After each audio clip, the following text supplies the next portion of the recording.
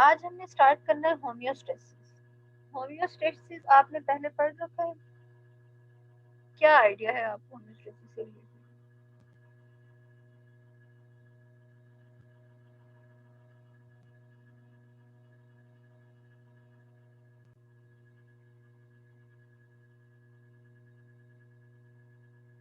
सिर्फ टेम्परेचर को आपने कहा, टेम्परेचर को मेंटेन रखना होम्योस्टेसिस है, तो सिर्फ टेम्परेचर को मेंटेन रखना ही होम्योस्टेसिस है।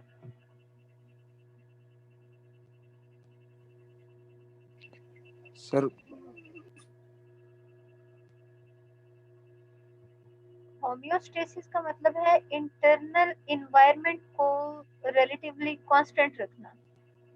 कांस्टेंट का मतलब तो होता है ना सेम रखना, लेकिन रिलेटिवली कांस्टेंट रखने का मतलब ये है कि चेंजेस उसमें आएंगी, लेकिन वो जो फ्लक्चुएशंस आएंगी वो नैरो रेंज में हो। यानी अगर आपकी बॉडी के लिए सूटेबल टेम्परेचर 37 डिग्री सेंटीग्रेड है, तो इससे 1 या 2 डिग्री सेंटीग्रेड ऊपर चला जाए या 1-2 डिग्री सेंटीग्रेड नीचे आ जाए, फ्लक्चुएट कर रहा है, चेंज हो रहा है, लेकिन एक नैरो रेंज के अंदर।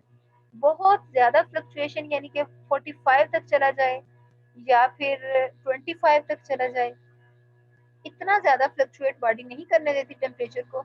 जो आपका इंटरनल टेम्परेचर है उसको मेंटेन रखा जाता है, ठीक है।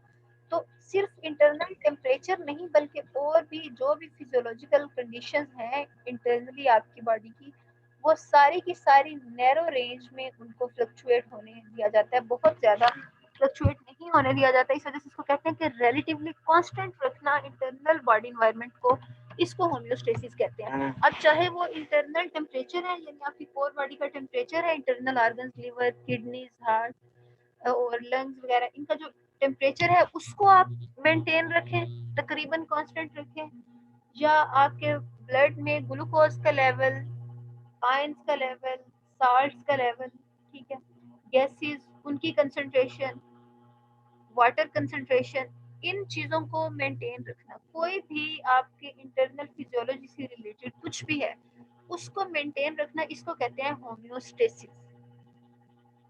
और उसमें फिर थर्मो रेगुलेशन भी आ जाता है, यानी टेम्परेचर रेगुलेशन, उसमें इम्यूनो रेगुलेशन यानी आपके इम्यून सिस्टम की रेगुलेशन, और उसमें ऑस्मो रेगुलेशन यानी वाटर और साल्ट्स की रेगुलेशन, ये भी आ जाता है। होम्योस्टेसिस में सिर्फ टेम्परेचर नहीं आता, बल्कि इंटरनल बॉडी की सारी फिजियोलॉजिकल कंडीशंस को मेंटेन रखना, इसको हम कहते हैं होम्योस्टेसिस। लेकिन आपके कोर्स कंटेंट्स के part जो हमने दो चीजों को हमने डिटेल से डिस्कस करना है, वो थर्मो रेगुलेशन है और ऑस्मो रेगुलेशन है। थर्मो रेगुलेशन का मतलब है टेम्परेचर को मेंटेन करना, इंटरनल टेम्परेचर को मेंटेन करना, चाहे आपके इन्वायरमेंट में कैसा ही चेंज आ रहा है, एक्सट्रीम पे टेम्परेचर चला जाए, चाहे बहुत एक्सट्रीमली हाई हो जाए या एक्सट्रीमली लो हो जाए, लेकिन आपका कोर का टेम्परेचर जो है, इंटरनल टेम्परेचर है, आपके जो इंटरनल ऑर्गन्स हैं, लिवर, किडनीज, लंग्स, इनके टेम्परेचर को मेंटेन रखना बाहर के टेम्परेचर में चेंजिंग के बावजूद, इसको कहते हैं थर्मो रेगुलेशन। और वो सारे लिविंग बींग्स कर रहे होते हैं, चाहे वो फिशेज हैं, चाहे वो एम्फीबियंस हैं यानी फ्रॉग्स और टोड्स वगैरह, चाहे वो रेप्टाइल्स हैं यानी कि लिजर्ड, स्नेक्स, बर्ड्स हों, मैमल्स हों, कोई भी ऑर्गेनिजम्स हैं, सारे के सारे होम्योस्टेसिस शो कर रहे होते हैं। चाहे थर्मो रेगुलेशन है, चाहे ऑस्मो रेगुलेशन है, चाहे इम्यूनो रेगुलेशन है, हर ऑर्गेनिज्म हर लेवल पे रेगुलेट कर रहा होता है, ठीक है। हमने जो डिटेल से डिस्कस करना है वो थर्मो रेगुलेशन यानी टेम्परेचर रेगुलेशन, और ऑस्मो रेगुलेशन यानी साल्ट एंड वाटर बैलेंस को मेंटेन रखना, ये हमने डिटेल से डिस्कस करना है। और हमने किसके हवाले से डिस्कस करना है ऑस्मो रेगुलेशन को? हमने देखना है कि किडनीज जो है वो ऑस्मो रेगुलेशन में क्या रोल प्ले करती हैं। किडनीज का जो बेसिक स्ट्रक्चरल और फंक्शनल यूनिट है वो है नेफ्रॉन। तो हमने नेफ्रॉन को डिटेल से स्टडी करना है, उसका स्ट्रक्चर देखेंगे, उसका फंक्शन देखेंगे कि किस तरह से ये ऑस्मो रेगुलेशन में अपना रोल प्ले कर रहा है। उसके अलावा जब हम टेम्परेचर रेगुलेशन देखेंगे, उसमें हम देखेंगे कि ऑर्गेनिजम्स को किस तरह से डिवाइड किया जाता है मुख्तलिफ ग्रुप्स में on the basis of thermoregulation. Ectotherms हो सकते हैं ऑर्गेनिजम्स, या फिर वो हेट्रोथर्म्स हो सकते हैं, या फिर वो एंडोथर्म हो सकते हैं। यानी उनका टेम्परेचर जो है, इंटरनल टेम्परेचर, वो फ्लक्चुएट करता है या नहीं करता।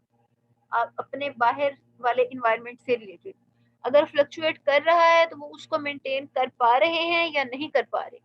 अगर मेंटेन कर रहे हैं तो बिहेवियरल स्ट्रेटजी से उसको मेंटेन कर रहे हैं, यानी सन बास्किंग से टेम्परेचर को अपनी बॉडी को मेंटेन रख रहे हैं, या बर्रोज में वो रिफ्यूज लेते हैं जाके, ठीक है, या फिर वो साए में बैठते हैं, यानी इस तरह बिहेवियरल स्ट्रेटजी से मेंटेन कर रहे हैं टेम्परेचर को, या फिर इंटरनली हीट को रेगुलेट कर रहे हैं, यानी जब हमें ठंड लगती है टेम्परेचर बाहर का कम होता है तो इंटरनली हमारी बॉडी उसको रेगुलेट करती है कि शिवरिंग थर्मोजेंसिस होती है। Thermogenesis mean heat generation, genesis mean generation, तो thermogenesis heat generation, shivering thermogenesis यानी शिवरिंग से हीट जनरेशन।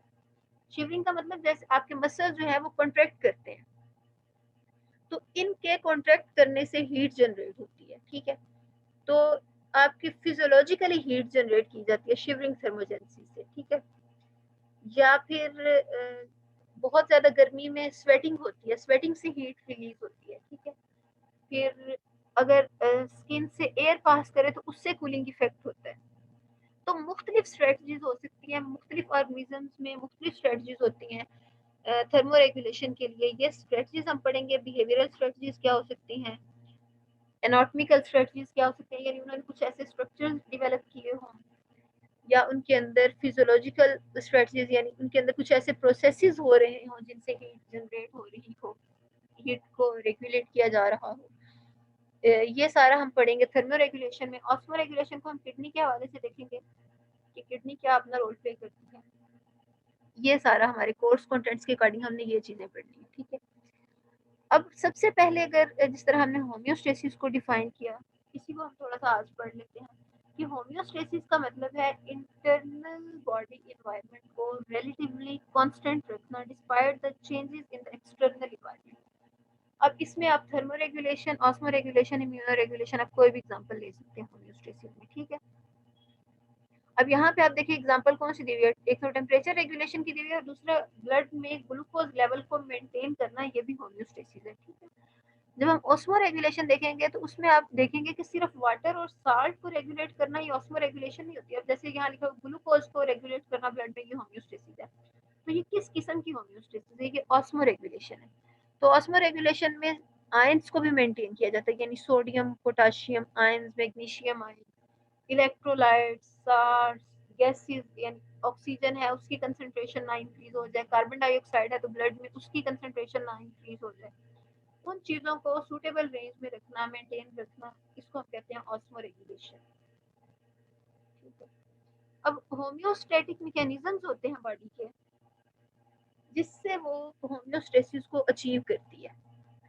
या तो होम्योस्टैटिक मैकेनिज्म जो है वो नेगेटिव फीडबैक से होम्योस्टेसिस होती है या फिर पॉजिटिव फीडबैक से, यानी अगर कोई चेंज आ रहा है तो आपकी जो बॉडी है वो उसको नेगेटिवली कर रही है, फीडबैक दे रही है, या पॉजिटिव फीडबैक दे रही है। नेगेटिव फीडबैक का मतलब है कि अगर इन्वायरमेंट में कोई चेंज आ रहा है और वो चेंज आपकी बॉडी के लिए सूटेबल नहीं है, यानी अगर टेम्परेचर इंक्रीज कर रहा है या डिक्रीज कर रहा है, जबकि हमारी बॉडी के लिए 37 डिग्री सेंटीग्रेड सूटेबल टेम्परेचर है, अगर 40 तक चला जाता है तो बॉडी उस चेंज को सेंस करती है, यानी उस चेंज को हम कहेंगे स्टिमुलस। एक स्टिमुलस आया है और बॉडी उसको सेंस करती है, डिटेक्ट करती है, उसको डिटेक्ट करके अब उस चेंज के अगेंस्ट वो फीडबैक देगी। अगर जो चेंज आ रहा है उससे मुख्तलिफ फीडबैक देती है, यानी चेंज ये आ रहा है कि टेम्परेचर इंक्रीज कर रहा है और बॉडी फीडबैक ये दे रही है कि वो टेम्परेचर को रिड्यूस करे, उसके उल्ट फीडबैक देगी, यानी ये जो स्टिमुलस आ रहा है उस स्टिमुलस को वो रिड्यूस कर रही है, उसकी इंटेंसिटी को कम कर रही है। टेम्परेचर इंक्रीज हो रहा है लेकिन बॉडी जो है वो नेगेटिव फीडबैक से उस टेम्परेचर को रिड्यूस कर रही है, तो इसको हम कहते हैं नेगेटिव फीडबैक मैकेनिज्म, ठीक है। जो स्टिमुलस आ रहा है उसके अगेंस्ट उसको रेगुलेट करना, इसको कहते हैं नेगेटिव फीडबैक मैकेनिज्म। और पॉजिटिव फीडबैक में ये होता है कि कोई चेंज आ रहा है और वो चेंज जो है वो बॉडी के लिए बेनिफिशियल है तो उसको इन्हांस किया जाए। जो चेंज आ रहा है अगर उसको इन्हांस किया जाएगा तो उसको हम कहेंगे ये पॉजिटिव फीडबैक मैकेनिज्म है, ठीक है। जो यानी स्टिमुलस आ रहा है उसकी इंटेंसिटी को इंक्रीज करना। जैसे अगर आपकी कोई वेन जो है उस पर कट लग जाता है और उससे ब्लड जाहिर है रिलीज होगा, उस खून को रोकने के लिए वहां पे ब्लड कोएगुलेशन स्टार्ट हो जाती है। ऐसे केमिकल रिलीज होते हैं जो ब्लड को कोएगुलेट करते हैं, ब्लड क्लॉटिंग स्टार्ट करते हैं। अब ब्लड क्लॉटिंग जो है ये बॉडी के लिए बेनिफिशियल है। अगर तो ब्लड क्लॉटिंग ना हो तो फिर तो सारा खून जाया हो जाएगा। तो ब्लड क्लॉटिंग फौरन से केमिकल रिलीज होते हैं, जहां से भी वेन जो है वो रप्चर होती है, जहां से भी वो डैमेज होती है और ब्लड रिलीज हो रहा होता है, तो साथ ही उस जगह पे, उस साइट पे, साइट ऑफ इंजरी पे केमिकल्स रिलीज होते हैं। वो केमिकल्स जो हैं वो ब्लड को कोएगुलेट करते हैं, ब्लड क्लॉट करते हैं, और जो ब्लड हो रहा होता है, रिलीज हो रहा होता है, वो वहीं पे उसको रोक दिया जाता है, ठीक है। अब चेंज ये आया कि जब एक वेन डैमेज हुई तो उस साइट ऑफ इंजरी पे केमिकल्स रिलीज हुए। अब चूंकि ये बेनिफिशियल था बॉडी के लिए कि ब्लड को बचाया जाए, तो वहां पे क्लॉटिंग स्टार्ट होगी। तो इसके फीडबैक में और ज्यादा केमिकल्स रिलीज होना शुरू हुए। जो चेंज था वो चेंज इनहांस हुआ, यानी कि चेंज ये आया कि केमिकल रिलीज हो रहे हैं और उन केमिकल्स के रिलीज होने को बढ़ाया गया और उससे फॉरेन क्लॉटिंग हुई और ब्लड फ्लो जो है वो वहां पे स्टॉप हो गया। इसको हम कहते हैं पॉजिटिव फीडबैक मैकेनिज्म, यानी जो चेंज आ रहा है उसकी इंटेंसिटी को इनहांस करना, ठीक है। तो हमारी बॉडी में जो होम्योस्टैटिक मैकेनिज्म्स होते हैं वो मेनली नेगेटिव फीडबैक मैकेनिज्म्स होते हैं। जो पॉजिटिव फीडबैक मैकेनिज्म्स हैं वो बहुत कम होते हैं, ठीक है। ये बात आपने याद रखनी है, हमारी बॉडी के अंदर जो नेगेटिव फीडबैक मैकेनिज्म है वही हो रहे होते हैं। पॉजिटिव फीडबैक मैकेनिज्म जो है वो बहुत कम होते हैं, ठीक है। अच्छा, अब आप देखें कि जो होम्योस्टैटिक रेगुलेशन हो रही है उसमें यहाँ पे नेगेटिव फीडबैक मैकेनिज्म के लिए एक फ्लो चार्ट बनाया हुआ है कि जो फीडबैक मैकेनिज्म होता है उसके अंदर कौन से कंपोनेंट्स हो सकते हैं। सबसे पहला जो कंपोनेंट है, कोई भी स्ट्रेस, कोई भी चेंज आता है ना, एक्सट्रीम चेंज, तो बॉडी उसको एज अ स्ट्रेस लेती है और उसको फीडबैक देती है, उसको रिस्पॉन्स करती है। जो भी स्टिमुलस आता है, जो चेंज आता है, बॉडी उसको रिस्पॉन्स करती है, रिस्पॉन्ड करती है, रिस्पॉन्स देती है। अगर कोई एक्सट्रीम चेंज होता है तो उसको हम कहते हैं स्ट्रेस, वो बॉडी के लिए स्ट्रेस होता है। जैसे फर्ज करें अगर टेम्परेचर इंक्रीज हो गया तो उसको हम कहते हैं हाइपरथर्मिया। हाइपरथर्मिया बॉडी के लिए स्ट्रेस है। अब इस स्ट्रेस को, अब ये जो चेंज आ रहा है बॉडी उसको डिटेक्ट कैसे करेगी? फीडबैक मैकेनिज्म में, होम्योस्टैटिक फीडबैक मैकेनिज्म में जो पहला कंपोनेंट है वो है सेंसर। सेंसर जो है वो चेंज को डिटेक्ट करते हैं। अगर टेम्परेचर चेंज हो रहा है तो सेंसर जो है वो उसको डिटेक्ट कर रहे हैं। अब सेंसर कौन से हैं? हीट रिसेप्टर्स जो हमारी स्किन पे मौजूद होते हैं, ये उस चेंज को डिटेक्ट करते हैं, हीट को सेंस करते हैं। टेम्परेचर में कोई चेंज आ रहा है उसको सेंस करते हैं, ठीक है। अब जो चेंज आ रहा है उसका पैगाम वो कहाँ भेजते हैं? कंट्रोल सेंटर में। कंट्रोल सेंटर क्या है? Second component of feedback mechanism, ठीक है। अब ये जो सेकंड कंपोनेंट है इस फीडबैक मैकेनिज्म में, कंट्रोल कंट्रोल सेंटर, ये हमारा ब्रेन है। ब्रेन का एक पार्ट है हाइपोथैलेमस। जैसे हम पढ़ रहे थे relationship of psychology with biology, तो हमने वहां पे पढ़ा था कि ब्रेन के डिफरेंट पार्ट्स होते हैं और हर पार्ट का अपना स्पेसिफिक फंक्शन होता है।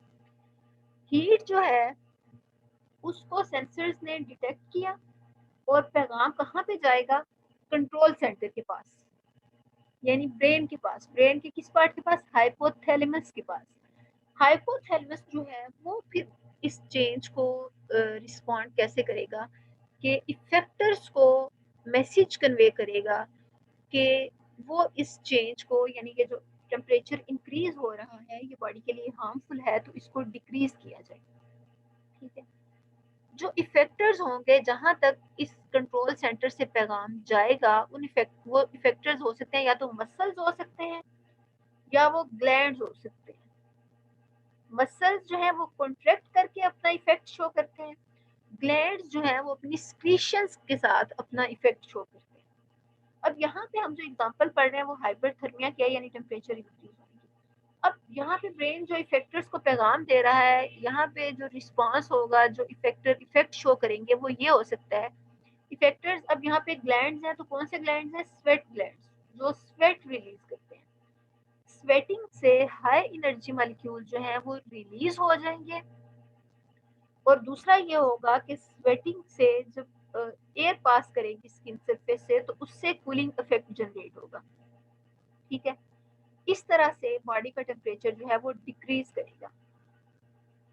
दूसरा जो इफेक्टर है, जो ब्रेन कंट्रोल सेंटर हमारा इफेक्टर्स को पैगाम भेज रहा है, वो ये है कि हमारी जो वेसल्स हैं, ये इनसे जो हमारी स्किन सरफेस पे वेसल्स है ना, खास तौर पे जो बॉडी एक्सट्रीमिटीज जो है, हाथ पाँव वगैरह, इन पे जो इनमें ब्लड वेसल्स है ना, गर्मियों में आप नोट करते होंगे कि ये फैल जाती हैं, श्रिंक, सर्दियों में श्रिंक हो जाती हैं, आपको नजर भी नहीं ऊपर आसानी से आती, लेकिन गर्मियों में उभरी उभरी सी स्किन के ऊपर नजर आ रही होती है। ठीक है, वो वजह ये होती है कि इनसे हीट लॉस करना होता है। ब्रेन की तरफ से ये मैसेज होता है कि ब्लड फ्लो जो है वो स्किन पे सरफेस की तरफ इंक्रीज कर दिया जाए, ताकि स्किन से जब ऊपर से एयर पास करेगी तो हीट जो है वो डेसिपेट होगी ब्लड में से। ठीक है, हीट आउटवर्ड मूव करेगी। ठीक है, तो इस तरह से इफेक्टर्स जो हैं वो अपना रिस्पांस शो करेंगे, स्वेट ग्लैंड स्वेट रिलीज करके, और जो ब्लड वेसल्स हैं वो अपना फ्लो जो है वो सरफेस की तरफ इंक्रीज कर देंगे, स्किन सरफेस की तरफ, और उससे कूलिंग इफेक्ट काज होगा। ठीक है, और इस तरह से नेगेटिव फीडबैक मैकेनिज्म, यानी हाइपरथर्मिया चेंज था, बॉडी के लिए एक स्ट्रेस था, एक स्टिमुलस था टेम्परेचर का इंक्रीज होना, और उसको डिटेक्ट किया हीट सेंसर्स ने, हीट रिसेप्टर्स ने, ब्रेन तक पैगाम गया, हाइपोथैलेमस तक इस कंट्रोल सेंटर ने इफेक्टर्स को मैसेज कन्वे किया, और वहां से इसके अकॉर्डिंग रिस्पांस शो हुआ, इफेक्टर्स ने रिस्पांस शो किया उस चेंज के अगेंस्ट। जो चेंज के अगेंस्ट रिस्पांस शो हुआ है इसको हम कह रहे हैं नेगेटिव फीडबैक मैकेनिज्म। ये जो नेगेटिव फीडबैक है इसमें हमने देख लिया कि जब कोई भी चेंज आ रहा है, स्ट्रेस आ रहा है, तो कंपोनेंट्स कौन से हैं फीडबैक सिस्टम के? सेंसर, कंट्रोल सेंटर और इफेक्टर्स। और इफेक्टर्स क्या शो कर रहे हैं? इफेक्ट। ठीक है, अब नेक्स्ट जो पॉजिटिव फीडबैक मैकेनिज्म है उसमें भी यही कंपोनेंट्स होते हैं। जब कोई भी स्ट्रेस आता है तो सेंसर उसको डिटेक्ट करते हैं, कंट्रोल सेंटर को मैसेज भेजते हैं, कंट्रोल सेंटर जो है वो इफेक्टर्स को मैसेज कन्वे करता है कि जो चेंज आ रहा है उसको रिस्पॉन्ड करें। अब चूंकि ये पॉजिटिव फीडबैक मैकेनिज्म है तो यहाँ पे चेंज को कैसे रिस्पॉन्ड किया जाता है कि जो चेंज आ रहा है उसको मजीद इंटेंसिफाई किया जाता है, उसको इन्हांस किया जाता है, और उससे फिर जो इफेक्ट आता है वो हमारी बॉडी के लिए बेनिफिशियल होता है। ठीक है, और ये था पॉजिटिव फीडबैक मैकेनिज्म। और इसमें भी जो इस फीडबैक सिस्टम के कंपोनेंट्स हैं वो नेगेटिव फीडबैक वाले ही हैं। ठीक है, यहाँ तक कोई पॉइंट जो आपको ना क्लियर हुआ?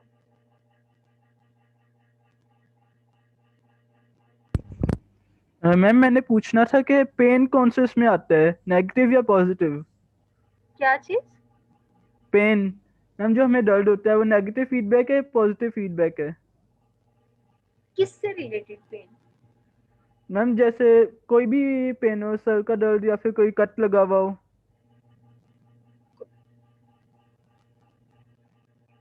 नेगेटिव फीडबैक और पॉजिटिव फीडबैक, पेन की तो बहुत सारी टाइप्स हो सकती हैं। ठीक है, अब पेन जो है वो मैकेनिकल इंजरीज से भी हो सकता है। ठीक है, फिजिकल एब्रेशन से भी हो सकता है पेन, बहुत सारी इसकी वजूहात हो सकती हैं। तो जो वजूहात हैं उसके मुताबिक ही हम उसको कहेंगे। अगर तो वो बॉडी के लिए बेनिफिशियल है तो उसको इन्हांस किया जाएगा। जैसे यहाँ पे आपने एग्जांपल जो देखी है वो चाइल्ड बर्थ से रिलेटेड थी, वो पॉजिटिव फीडबैक मैकेनिज्म था। ठीक है, कि जब यूट्राइन वाल पे, यूट्रस की वाल पे प्रेशर पड़ता है तो ऑक्सीटोसिन रिलीज होता है। ठीक है, अब प्रेशर पड़ने से कॉन्ट्रैक्शन होती है यूट्रस की वाल में, और ऑक्सीटोसिन हार्मोन रिलीज होता है, वो उन कॉन्ट्रैक्शंस को इन्हांस करता है। जब कॉन्ट्रैक्शंस इन्हांस होती हैं यानी कि जो एक चेंज आया था, यूट्राइन वाल कॉन्ट्रैक्ट कर रही थी, इस चेंज को और इंटेंसिफाई किया जाता है, ठीक है। और इस इंटेंसिफिकेशन से वो यूट्रस की वाल और ज्यादा कॉन्ट्रैक्ट होती हैं और बेबी को इजीली एक्सपेल किया जा सकता है, ठीक है। तो इस तरह हर एक जो जो चेंज आ रहा है वो देखा जाता है कि वो बॉडी के लिए बेनिफिशियल है या नहीं। अगर वो हमारे बॉडी के लिए फायदेमंद होगा, इंटरनल फिजियोलॉजी के लिए वो फायदेमंद है, तो उस चेंज को इन्हांस किया जाएगा, इंटेंसिफाई किया जाएगा उस स्टिमुलस को। और अगर वो नहीं है बेनिफिशियल तो फिर सेट पॉइंट पे बॉडी को वापस लेके आया जाएगा। जो चेंज आएगा उस चेंज को रिवर्स किया जाएगा। तो चेंज को रिवर्स करना जो है ये नेगेटिव फीडबैक मैकेनिज्म है, और चेंज को इंटेंसिफाई करना ये पॉजिटिव फीडबैक मैकेनिज्म। ठीक हो गया?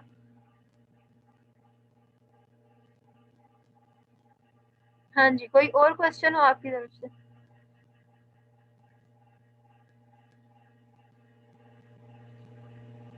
कोई पॉइंट जो आपको ना समझ आया हो? आज हमने डिस्कस किया होम्योस्टेसिस को, हमने डिफाइन किया। होम्योस्टेसिस की हमने टाइप्स देखी कि थर्मोरेगुलेशन, ऑस्मोरेगुलेशन और इम्यूनोरेगुलेशन हो सकती है। हमने कौन सी डिटेल से डिस्कस करनी है? थर्मोरेगुलेशन और ऑस्मोरेगुलेशन। थर्मोरेगुलेशन क्या है? टेम्परेचर को रेगुलेट करना। ऑस्मोरेगुलेशन क्या है? सोल्यूट्स और सॉल्वेंट्स की कंसंट्रेशन को मेंटेन करना। अब सोल्यूट जो है वो क्या हो सकता है? वो कुछ साल्ट हो सकता है, वो आयन हो सकता है, वो इलेक्ट्रोलाइट हो सकता है, वो कोई गैस हो सकती है। सॉल्वेंट क्या है? वो कोई भी बॉडी फ्लूइड हो सकता है, वो लिम्फ हो सकता है, वो ब्लड हो सकता है, ठीक है, वो वाटर हो सकता है। तो साल्ट, सोल्यूट और सॉल्वेंट की कंसंट्रेशन को मेंटेन करने को हम कहते हैं ऑस्मोरेगुलेशन, ठीक है। ऑस्मोरेगुलेशन में किडनीज का क्या रोल है ये हम डिटेल से इंशाल्लाह देखेंगे। ठीक हो गया। फिर हमने थर्मोरेगुलेशन की बात की। टेम्परेचर रेगुलेशन, टेम्परेचर रेगुलेशन के लिए आपकी फिजियोलॉजिकल स्ट्रेटजीज हो सकती हैं, बिहेवियरल स्ट्रेटजीज हो सकती हैं, फिजियोलॉजिकल स्ट्रेटजीज हो सकती हैं, मॉर्फोलॉजिकल स्ट्रेटजीज हो सकती हैं, एनाटॉमिकल स्ट्रेटजीज हो सकती हैं। जैसे एनाटॉमिकल स्ट्रेटजीज यानी कि अब कुछ ऐसे ऑर्गेनिजम्स हैं जिस तरह जो डीप सी फिशेज हैं, उनकी बॉडी सरफेस पे फैट्स डिपॉजिट हुए होते हैं, ठीक है, फैट्स की लेयर होती है। अब फैट्स क्या करते हैं?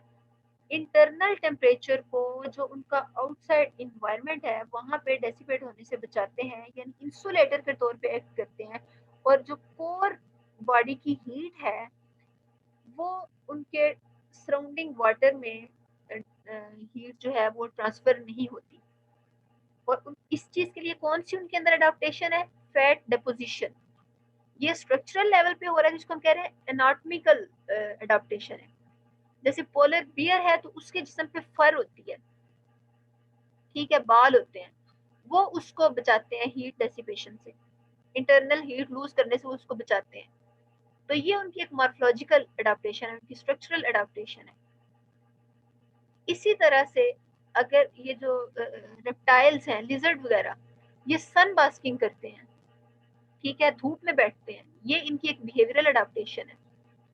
जो डॉग है वो पेंटिंग करता है, यानी कि जुबान को बाहर लटका के उसकी जुबान पे स्वेट ग्लैंड्स होते हैं, ठीक है, वो पेंटिंग करता है, उस पेंटिंग से वो हीट लूज करता है, ज्यादा गर्मी में आप देखते होंगे, ठीक है। ये उसकी एक अडाप्टेशन है, पेंटिंग जो है ये बिहेवियरल अडाप्टेशन है।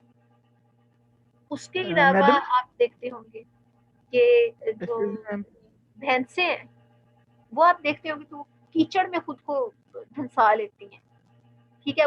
वो हैं तो मैमल्स, और मैमल्स में स्वेट ग्लैंड्स होते हैं, लेकिन उनकी जो उनका जिस्म है वो बड़ा भारी होता है, ठीक है।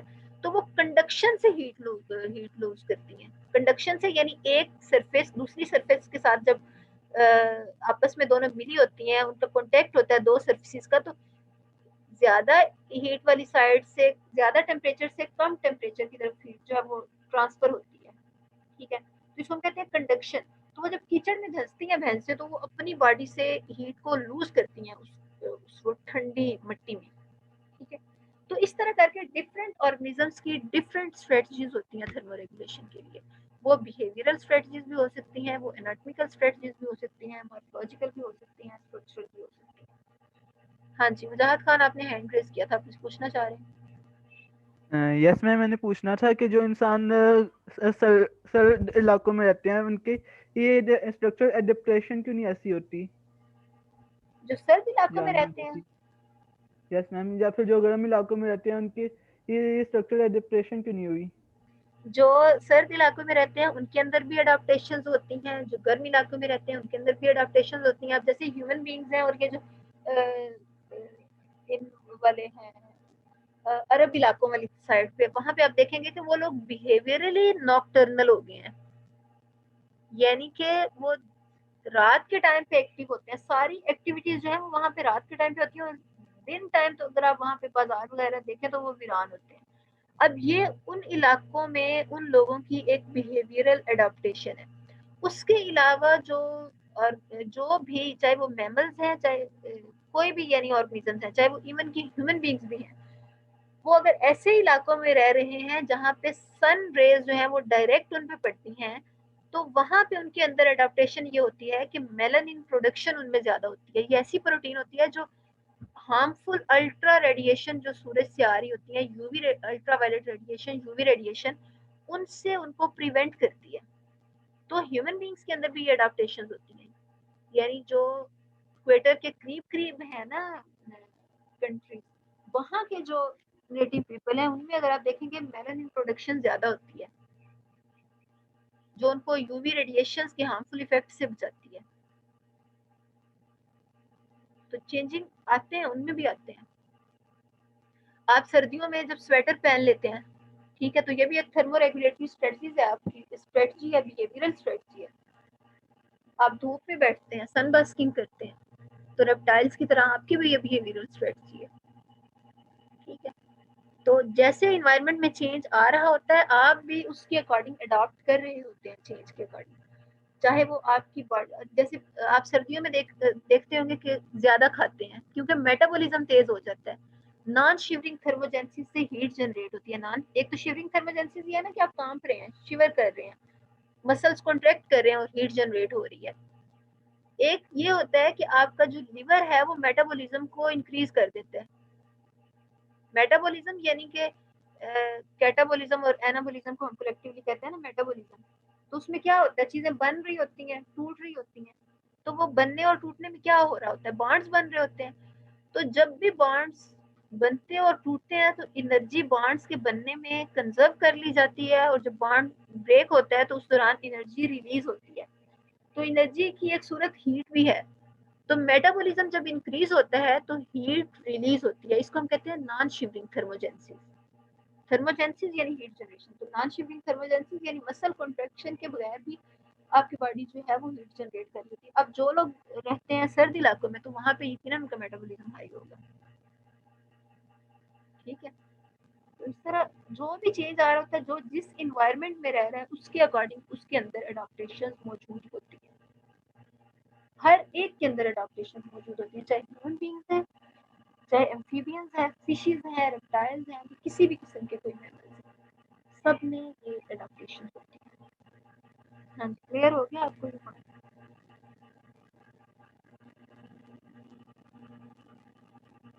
हाँ जी, किसी और का कोई क्वेश्चन? चलिए ठीक है जी। अब हम इंशाल्लाह नेक्स्ट क्लास में डिस्कस करेंगे ऑस्मो रेगुलेशन को, डिटेल से डिस्कस करेंगे, उसमें देखेंगे किडनी जो है वो अपना रोल क्या प्ले करती है। इसको आप ध्यान से सुनिएगा, अगर कोई बात आपको नहीं समझ आती तो आप क्लास में भी पूछ लीजिएगा, नेक्स्ट क्लास में भी, या फिर आप अपने ग्रुप में भी पूछ सकते हैं। ठीक है जी, थैंक यू सो मच।